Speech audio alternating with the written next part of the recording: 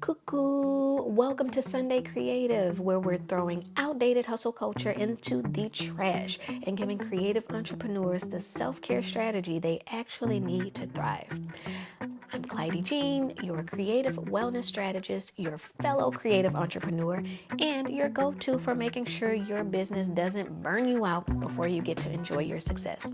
I'm talking real deal self-care, the kind where we're all about balancing those big, bold, creative dreams with the energy and well-being to sustain them. Because the real flex is a thriving business and a thriving you. So go ahead, grab your matcha, get comfy, and let's get into it. Okay, picture this with me. You've got that thing, baby, that thing you're putting out there, a banging, much needed service, or your healing abilities, or your artwork, or your web designs, your thought leadership, those beautiful products. You are doing it. And yet, you feel like you're holding something back. It doesn't feel quite right. And you're no stranger to nurturing you, taking care of yourself in so many ways, but that off feeling persists. So what happens? You keep putting your creativity out there, baby. You keep pushing through, hoping that that not quite right feeling will go the F away. And it does sometimes, right? But then it creeps back in and you have that intuitive sense that it never actually left in the first place. You just got busy enough to not notice it. And then it finally happens. You get sick and it just won't go away. You trip and fall because you're now clumsy when you weren't before. You experience hospital level depletion. You burn out. You just have to stop. You have no choice. So why does this kind of scenario happen?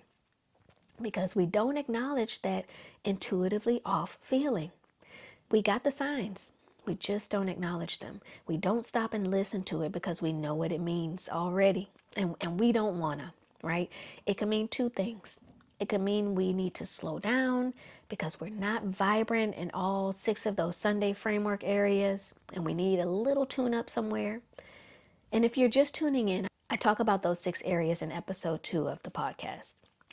The second thing it can mean is it could mean our creative expression might not actually be that true, authentic expression that we truly want to put out there into the world.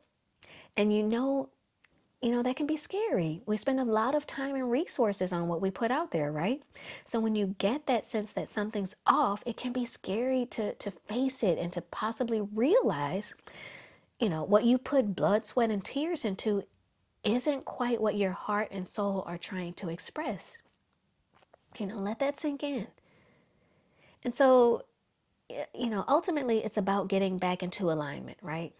So this is what I would do. And I've been there. So this is actually what I have done. Number one, I get back to my intention. What is my intention with putting this thing out there? Like, what is it fulfilling in me? How do I picture it helping the world? So the second thing is I would ask, is my creative project representing that intention? Is my work reflecting that? Is it fulfilling that intention? The next thing is I get back into my business strategy, into my planning. Okay, where do I need to pivot to make sure I stay on track and in focus? Like, what are my best next steps to get back on track with my intention? And number 4 is I will check in with my self-care framework. Is it actually nurturing me? What feels good right now? Like what feels fulfilling? What feels nurturing? What feels restful? What feels soft? Like, am I doing those things or am I just like checking the boxes, putting more on my plate, just checking things off the list? Like, okay, I took a nap, I watched Netflix, but were those things actually nurturing, right? And if they're not, what things are nurturing for me right now? And the fifth and last thing I do is I'd start doing those things at varying increments throughout the week, making sure to do at least an hour of nurturing activities each day. And that can be inactivity. Hello, right? That could be me staring out of the window, looking at the clouds or the birds or like people watching at the cafe. It doesn't have to be active, but it has to be nurturing. So I'd spend at least an hour doing nurturing things every day. And actually, those can be broken down into little pauses throughout the day that add up or big chunks or one solid hour.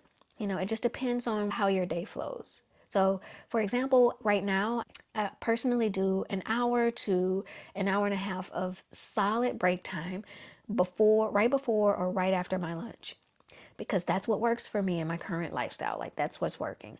So I have clients though who chunk it out over the day, like 20 minutes here, 20 minutes there, 10 minutes here, 5 minutes there, making tiny pauses so that they actually are getting those breaks in the day, and it accumulates. All of that is helping to continue to reset and regulate your nervous system, to continue to get you out of sympathetic system activation into parasympathetic mode, where your creativity thrives, where you feel safe and secure and grounded. So those 5 realignment steps again are: number 1, reconnect with your intuition, right? And number 2, verify that the work you're doing is actually in alignment with that, with your big picture vision. Number 3, pivot your strategy and your planning to get back into alignment. Number 4, check in that your self-care is actually nurturing you. It actually feels good. And the last step, number 5, is to implement nurturing self-care activities every day of the week for at least an hour.